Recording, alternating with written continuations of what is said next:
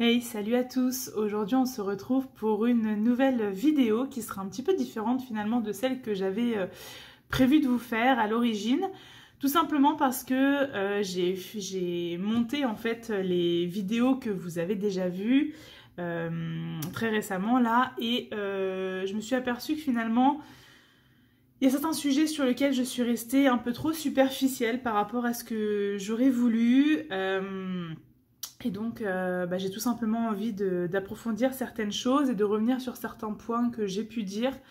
Voilà, comme je vous dis, hein, c'est ma propre thérapie, donc voilà, je vais un peu en fonction du flow du moment. Donc, eh bien, abonnez-vous, activez la petite cloche, mettez un like pour me soutenir et on se retrouve tout de suite.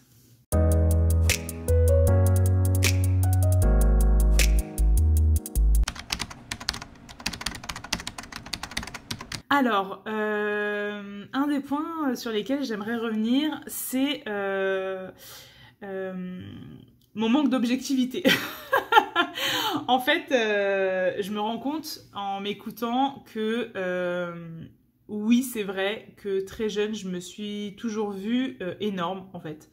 Alors que je ne l'étais pas forcément, ça c'est une réalité. Maintenant, est-ce que pour autant c'était... Enfin, j'ai l'impression en fait dans ce que je dis qu'en gros j'étais pas grosse, sauf que j'étais quand même un peu plus grosse que mes copines. Et ça, je suis pas sûre que ce soit très clair dans ce que je dis. Donc c'est un fait, j'étais quand même plus grosse que mes copines. J'étais pas énorme, mais j'étais un peu plus grosse que mes copines. J'avais un peu plus de gras parce que je pense que j'étais quelqu'un de gourmande déjà. Et oui, bien sûr que je faisais du sport et bien sûr que j'étais musclée, mais voilà, j'avais quand même un petit bidou. Donc voilà, ça c'est la réalité. Le seul moment finalement où vraiment j'étais très musclée, c'est vraiment ma période kung-fu, surtout à la fin de cette période-là, où là j'étais vraiment musclée, plus que grasse, on va dire. Voilà, mais je voulais que ça soit rectifié parce que j'avais l'impression de la manière dont je disais les choses que finalement c'était pas très clair. Peut-être que ça l'était, mais en tout cas je pense que j'avais besoin de le verbaliser de cette manière-là. Et puis dans ma vidéo, je suis devenue ce qu'on disait de moi. Il y a un point que j'ai quand même complètement oublié de nommer. C'est que dans la partie de ma famille et de mes proches, il y a quelque chose qui résonne toujours en moi. Une partie de ma famille avait des hanches, en fait. Et donc, parce qu'une partie de ma famille avait des hanches, et ben moi c'était normal aussi, parce que j'avais les mêmes gènes, et donc c'était normal que moi aussi j'ai des hanches. Vous voyez ce que je veux dire ? En fait, est-ce que pour autant c'était normal ? Je suis pas sûre. Mais c'est un peu comme ça qu'on me l'a toujours dit en fait, bah ouais, t'es de la famille donc voilà, c'est normal. Mais en fait je sais pas si c'était si normal que ça en fait. Ça fait beaucoup de en fait, non? Je sais pas si c'est vraiment génétique, ces prises de poids, c'est cette morphologie. Alors oui, bien sûr, je pense qu'il y a une partie génétique.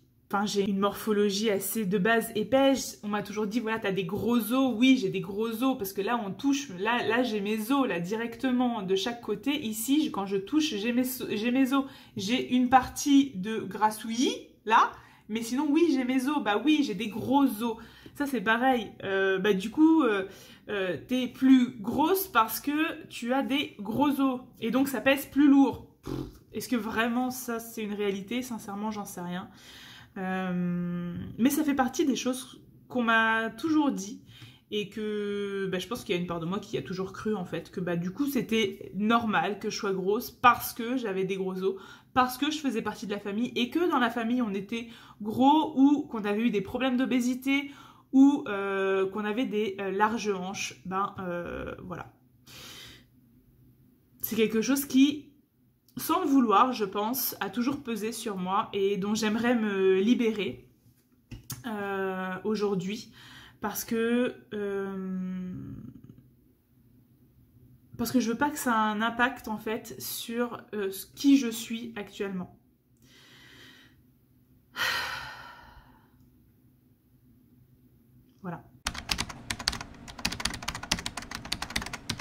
Et puis, toujours dans ce cercle familial, j'ai en effet des personnes de ma famille qui ont vécu des moments d'obésité et qui ont réussi, tous, à perdre du poids. Et voire même à perdre beaucoup de poids. Et donc, moi, faut pas que je m'inquiète parce que moi aussi, ça m'arrivera. Et en fait, peut-être que ça m'arrivera jamais, en fait.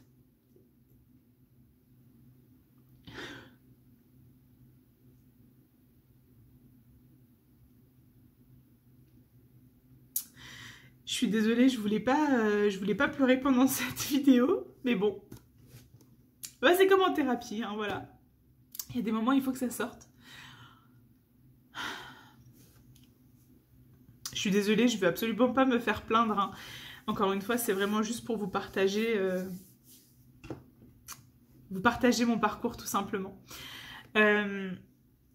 Mais ça, c'est pareil. En fait, je pense que, encore une fois, c'est bien intentionné, mais il y a une part de...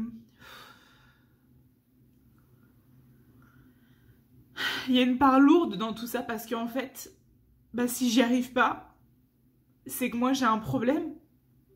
Si tout le monde a réussi à perdre du poids, pourquoi moi j'y arrive pas? Est-ce que je suis si différente des autres? Est-ce que ça fait de moi quelqu'un de pas bien?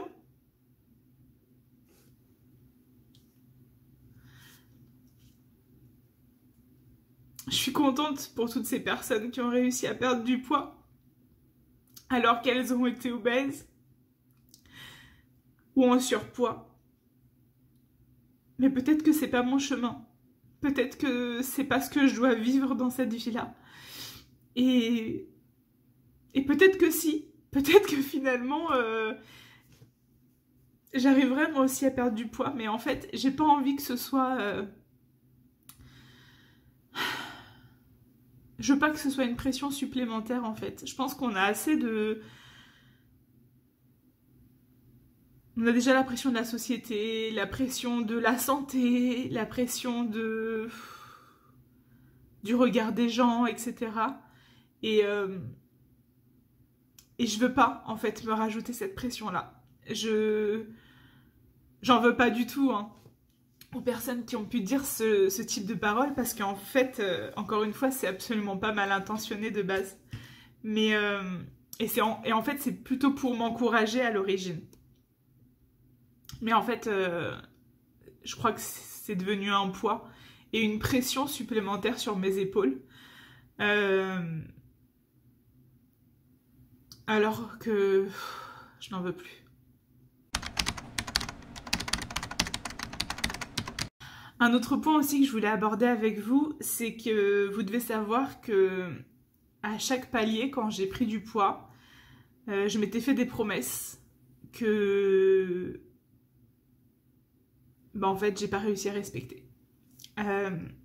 Quand j'étais jeune et que je voyais que j'approchais les 100 kilos, un long moment je suis restée à 98, 99. Je m'étais fait la promesse de ne jamais passer la barre des 100 kilos. Et je l'ai passée. Et puis, quand c'était la barre des 100 kilos, je me suis fait la promesse de ne jamais dépasser les 110. Voire même les 105. Et je l'ai passée. Et ça a été pareil pour la barre des 115, la barre des 120, des 125, des 130, des 135.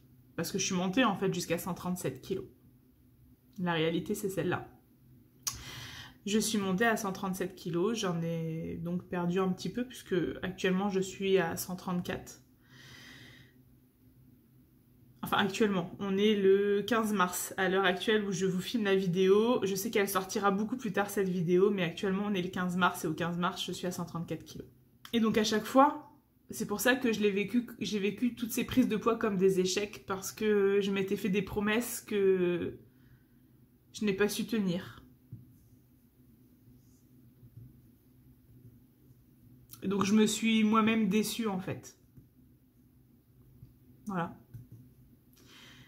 Déçue parce que décidément ça va être une vidéo où je vais pas arrêter de chialer je crois. Je suis désolée. Déçue parce que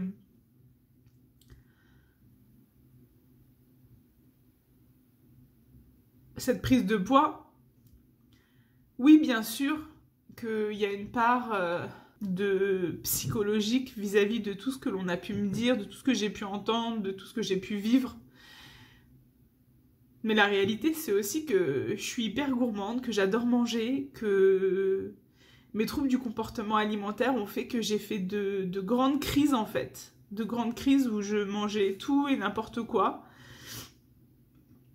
sans compensation et en continuant à manger les autres repas comme si de rien n'était. Et donc ça, c'est une réalité aussi. Je peux pas mettre... Bien sûr que j'ai ma part de responsabilité dans tout ça, et je le sais. Et c'est un vrai combat, en fait, de lutter contre ces troubles du comportement alimentaire. Et j'ai pas envie de combattre, j'ai envie d'être dans la douceur avec moi-même. Et c'est pour ça aussi que je fais cette thérapie. Je ne vous ai pas tout dit lorsque je vous ai parlé de quand j'étais petite. Peut-être que certains auront compris à demi-mot. D'autres connaissent déjà mon histoire et donc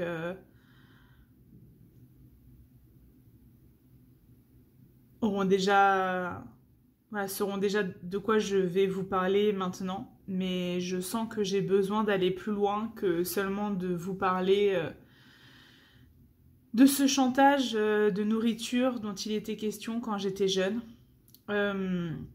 Pourquoi, quand j'étais jeune, on m'a fait du chantage pour que je ne dise pas certaines choses avec de la nourriture? Eh bien, tout simplement puisque j'étais régulièrement gardée par mon arrière-grand-mère paternelle, qui vivait avec un conjoint, enfin qui vivait plus ou moins d'ailleurs, parce qu'il n'était pas tout le temps là, mais il était là souvent. Et donc, je sais pas, il devait avoir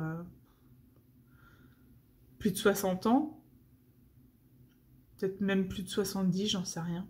60-70, en même temps j'en avais à peu près 5, moins de 5, du coup, lors des faits, enfin des derniers faits.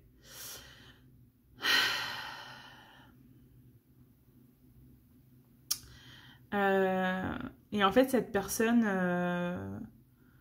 attendait que mon arrière-grand-mère en fait aille faire des courses ou aille au marché ou ce genre de choses, ou en fait attendre la moindre occasion pour qu'elle soit occupée, pour avoir des gestes déplacés envers moi,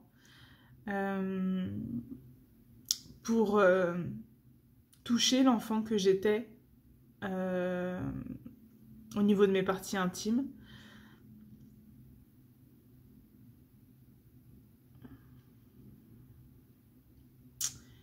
Qu'il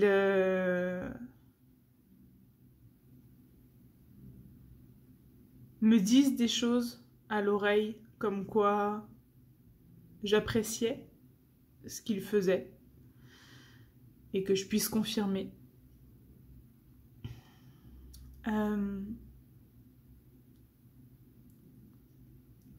M'oblige à me mettre dans certaines positions pour qu'il puisse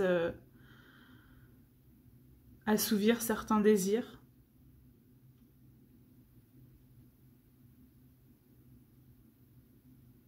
Et qu'il puisse violer l'enfant que j'étais, me violer, par une pénétration buccale.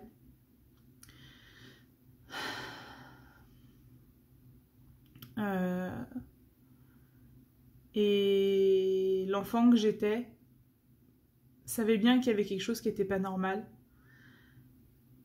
mais on lui disait de ne rien dire. Et puis, j'aimais mon arrière-grand-mère, j'aimais bien ce monsieur qui venait aussi à la maison parfois, et voilà, mes parents l'appréciaient, il était apprécié de la famille, sauf de ma tante Jessica. Et j'apprendrai plus tard que finalement d'autres personnes de ma famille ne l'appréciaient pas. Parce que j'étais pas la seule en fait à avoir vécu ces choses-là. Et c'est grâce à ma tante Jessica en fait que je me suis sortie de ça. Parce que je pense que si elle n'avait pas été là, eh bien, j'aurais certainement continué à subir tout ça.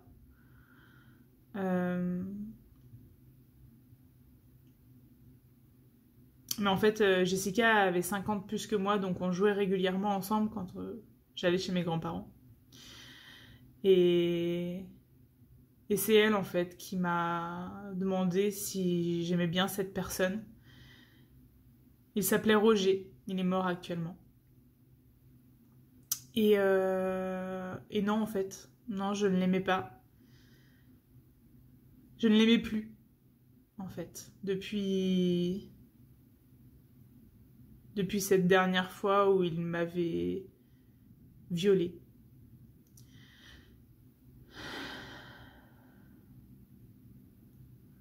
Et j'avais jamais rien osé dire, puisque il fallait pas que j'en parle. Et puis que, en plus, si je parlais pas, j'avais le droit de manger des choses que normalement je n'avais pas le droit, ou en plus petite quantité. Mais j'étais gourmande.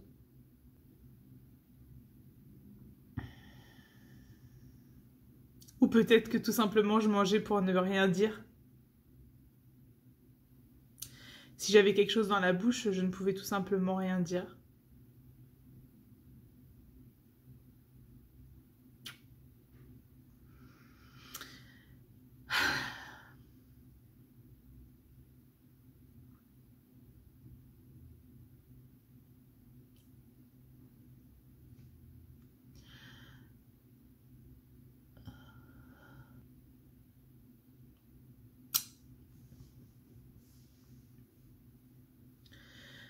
Je remercie encore Jessica, du coup, qui à l'époque avait 10 ans quand elle en a parlé. Parce que grâce à elle, les choses ont été mises en lumière, les choses ont été dites. Un procès a eu lieu. J'ai dû raconter cette histoire de manière encore plus détaillée. Énormément de fois. En tout cas, dans mon souvenir, j'ai dû le dire plusieurs fois. Je me rappelle même en avoir parlé à l'école, à mes copines. J'avais l'impression que ça faisait partie de ma manière. C'était une façon pour moi, en fait, de me libérer de tout ça, d'en parler. J'en parlais très librement, d'ailleurs. Un peu comme là, je suis en train de le faire face à vous, qui me connaissez certainement pas, mais qui, pour une raison ou une autre, vous retrouvez là à regarder cette vidéo.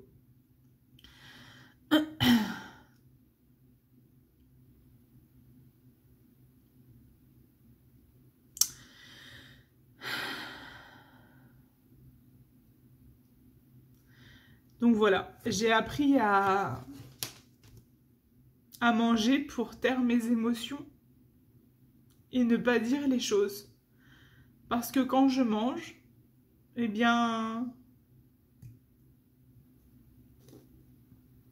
je ne peux pas parler, je n'ai pas le droit de parler.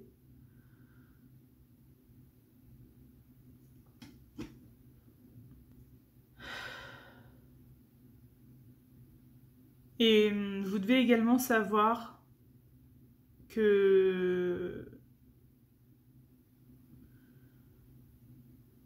après cette histoire-là, j'ai eu d'autres traumatismes. Mes parents souffraient d'alcoolisme et avaient des conflits lors de moments où ils étaient alcoolisés tous les deux. Et nous avons vécu des scènes horribles avec ma sœur. Des scènes où mon père frappait ma mère. Où nous étions témoins en fait de la souffrance de nos deux parents. Et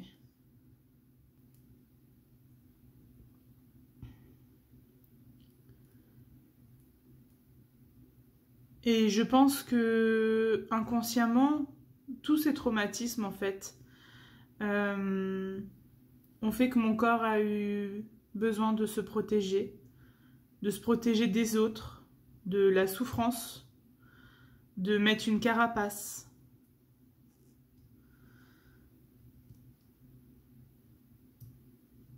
Pour peut-être moins souffrir. Aujourd'hui, j'aimerais ne plus avoir besoin de cette carapace. Je veux pouvoir vivre sans avoir peur.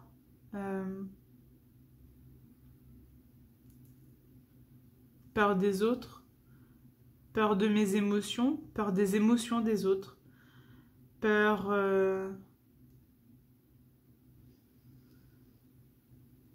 ne pas être aimé ou de pouvoir être rejeté, peur de ne pas être accepté comme je suis.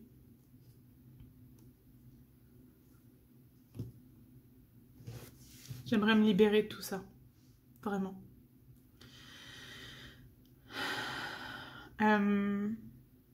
Suite à ces traumatismes à la maison qui ont duré en gros de mes 10 ans jusqu'à ce que je parte de la maison à 19 ans,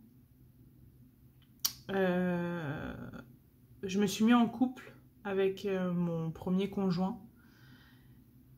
Et je suis restée 3 ans avec lui. J'avais à l'époque des croyances qui faisaient que c'était mon premier vrai amour avec qui j'avais eu des relations sexuelles. Et donc pour moi, si je m'étais donnée à lui, eh bien c'était censé être l'homme de ma vie. Et cette 3e année a été une des pires années de ma vie, où mon estime de moi est passée de pas grand-chose à rien du tout. Cet homme que je pensais être l'homme de ma vie m'a trompée en allant dans des clubs libertins. J'ai donc été trahie. Et lorsque j'ai appris cela, au-delà du fait d'être profondément peinée, attristée, avec ce sentiment de rejet, cette humiliation aussi, et bien en plus c'était une époque de ma vie où j'avais pris beaucoup de poids. Et donc le regard sur moi a été très dur à ce moment-là, puisque je me suis dit que c'était à cause de ma prise de poids qu'il était parti voir ailleurs. Et lui m'a toujours rassurée sur ce point-là, que s'il avait été voir ailleurs, ça n'avait rien à voir avec moi, mais plutôt à voir avec lui, qu'il avait envie de d'avoir d'autres expériences avant de pouvoir vivre toute sa vie avec moi. En tout cas, c'était son excuse à lui. Je ne sais pas si elle était réelle ou pas, mais en tout cas, je l'acceptais. Parce que je me disais que de toute façon, à part lui, je ne pourrais retrouver personne d'autre. Que je ne méritais personne d'autre que lui. Que si c'était ce qui se passait dans ma vie, c'est que je le méritais. Et que eh bien, j'avais juste à attendre qu'il fasse ses expériences et après, peut-être que je pourrais l'avoir qu'à moi. Donc pour vous dire à quel point mon estime de moi était basse. Et donc, pendant pratiquement 6 mois, j'ai accepté en fait qu'il aille dans des clubs libertins et j'ai même accepté de l'accompagner pour voir... parce que je voulais comprendre en fait. Je voulais comprendre pourquoi il avait besoin de ça et ce qu'il y trouvait en fait. Je me suis retrouvée dans des clubs libertins à jouer la potiche, puisque clairement ça ne m'intéressait pas du tout d'aller avec d'autres hommes ou d'autres femmes. Et donc je restais au bar à siroter mon coca en compagnie des serveuses pendant que l'homme avec qui j'étais allait faire ses affaires dans d'autres pièces. C'est un concept quand même, hein. Je me suis infligé des choses. Des fois, quand j'y repense, je me dis, mais comment j'ai pu accepter ça? C'est... Aujourd'hui, ça me paraît tellement à milieu de qui je suis. Mais c'était la femme que j'étais, il y a pas si longtemps que ça. Il y a 10 ans à peu près. Mm.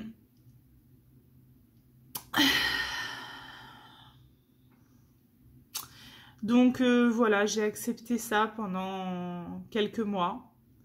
Et puis parfois, je l'accompagnais pas parce que, bah, en vrai, je passais pas des bonnes soirées. En fait, je l'ai accompagné 3 fois. 3 fois dans 3 clubs libertins différents.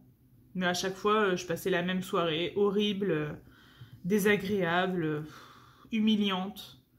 Je restais dans mon coin pendant qu'il allait faire ses affaires, à devoir repousser des hommes qui venaient me voir. Et à qui j'avais absolument pas envie de parler. J'avais juste qu'une envie, c'était de retourner chez moi.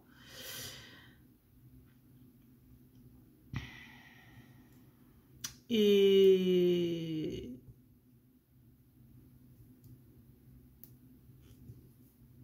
Et bref, du coup, au bout de quelques mois, j'ai cru qu'on avait enfin passé un cap. Euh, Après quelques soirées où il sortait en boîte ou quoi, ou qu'est-ce. Il allait faire ses sorties et où je restais seule à la maison à pleurer sur mon sort. J'ai fini par lui dire que c'était trop dur en fait, que j'avais besoin qu'il fasse un choix pour notre vie à nous deux, que moi, ce que je voulais, c'était construire des choses avec lui et que là, je voyais pas comment y arriver en fait. Et il a fini par me dire qu'il était d'accord avec moi et que c'était d'ailleurs je crois que c'était pour la Saint-Valentin, où il m'a dit que c'était bon, il avait terminé de faire ses expériences et que il voulait enfin qu'on avance sur le même chemin ensemble et qu'il voulait construire sa vie avec moi, avoir des enfants, nous marier, etc. Et j'étais la femme la plus heureuse du monde. J'étais la femme la plus heureuse du monde à ce moment-là. Sauf que quelques semaines après, en fait, j'ai découvert qu'il continuait à me tromper. J'ai vu des messages, en fait, où, évidemment, j'avais déjà pas confiance en moi, alors confiance en lui, pas du tout. Et donc, j'ai découvert qu'en fait, il continuait à me tromper. Et donc, là, ça a été la goutte d'eau qui a fait déborder le vase, comme on dit. Sauf que, encore une fois, je me sentais pieds et mains liés à cet homme parce que je m'étais donnée à lui et que je pensais que j'avais pas le droit de partir en fait. Mais mes parents avaient vécu des choses horribles dans leur vie, hein, comme j'ai pu vous le dire juste avant. Et aujourd'hui d'ailleurs, ça va beaucoup mieux dans leur couple à ce niveau-là. Et ils sont toute leur vie restés ensemble. Et je me suis dit, si eux, ils ont pu vivre des choses aussi horribles et rester ensemble, eh bien, qui je suis, moi, en fait, pour faire différemment? C'est normal, en fait, de vivre des choses horribles quand on est en couple, et c'est normal de vivre des difficultés. Et le but, c'est de se battre et c'est d'essayer de faire en sorte que ça marche.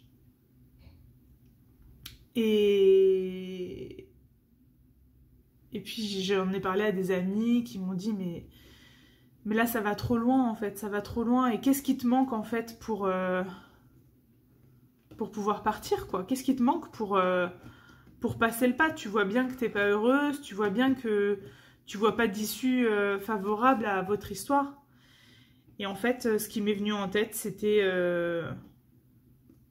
malgré la honte que je pourrais ressentir, eh bien, c'était d'en parler à mon père pour avoir son accord, en fait. Donc, j'ai appelé mon père, qui m'a bien évidemment expliqué sa vision des choses et qui m'a dit que j'avais le droit, en fait, de partir. J'étais pas mariée, en fait, à cet homme et que quand bien même j'aurais été mariée, c'était encore mon droit de partir. Et donc j'ai enfin eu le courage de le quitter et j'ai pu rencontrer quelques mois plus tard, mon conjoint actuel avec qui je suis. Et avec lequel aujourd'hui je n'ai pas de traumatisme. je me soigne plutôt bien. Mais voilà, quand on s'est rencontrés, c'est clair qu'il m'a rencontrée dans un moment de ma vie où c'était très compliqué, où, comme je vous le disais, j'avais vraiment pas confiance en moi. Et où d'ailleurs, je pesais beaucoup moins de kilos que ce que je pèse actuellement, puisque en quittant mon ex, j'ai réussi à perdre énormément de poids. Non pas parce que j'étais malheureuse en plus, parce qu'une fois que j'avais pris ma décision, au contraire, j'étais plutôt contente de moi. Mais plutôt parce que je pense que j'avais plus que moi à m'occuper en fait. Et que c'était simple de manger comme j'en avais envie. Vraiment. Et donc j'ai pu perdre beaucoup de poids. D'ailleurs, j'avais commencé à perdre du poids même avec lui avant de le quitter. Donc bref, c'était une période de ma vie où j'ai pu perdre beaucoup de poids. Et puis au final, après, j'ai rencontré mon conjoint actuel. Et puis j'ai pris du poids. Mais bon, il est toujours avec moi. Je suis désolée, la vidéo a coupé. Je vais essayer de reprendre à peu près là où j'en étais. Mais bon, globalement, j'ai déjà bien fait le tour de tout ce que je voulais dire concernant mes traumatismes. Puisque je les ai... je pense résumer ici. En tout cas, les autres sont certainement plus enfouis, donc peut-être qu'ils remonteront, mais pour le moment, c'était en tout cas dont j'avais besoin de parler avec vous. Je suis pas rentrée trop dans le détail de certains traumas parce que je pense que c'est pas nécessaire. En tout cas, je ressens pas le besoin. Et puis, il faut savoir que je travaille aussi mes traumas à l'écrit. Donc, j'écris beaucoup, en fait, sur mes traumas. Voilà. Je suis désolée, du coup, c'était une vidéo un peu particulière. Je ne m'attendais pas à cette tournure-là. Mais bon, il y avait certainement des choses qu'il fallait lâcher. Voilà, j'espère que c'est chose faite. Je sais qu'on travaille couche après couche. C'est pas la première fois que je travaille ces couches-là. Donc ça veut dire que j'ai déjà atteint des couches un peu plus profondes, mais peut-être que c'était pas encore les dernières, on verra.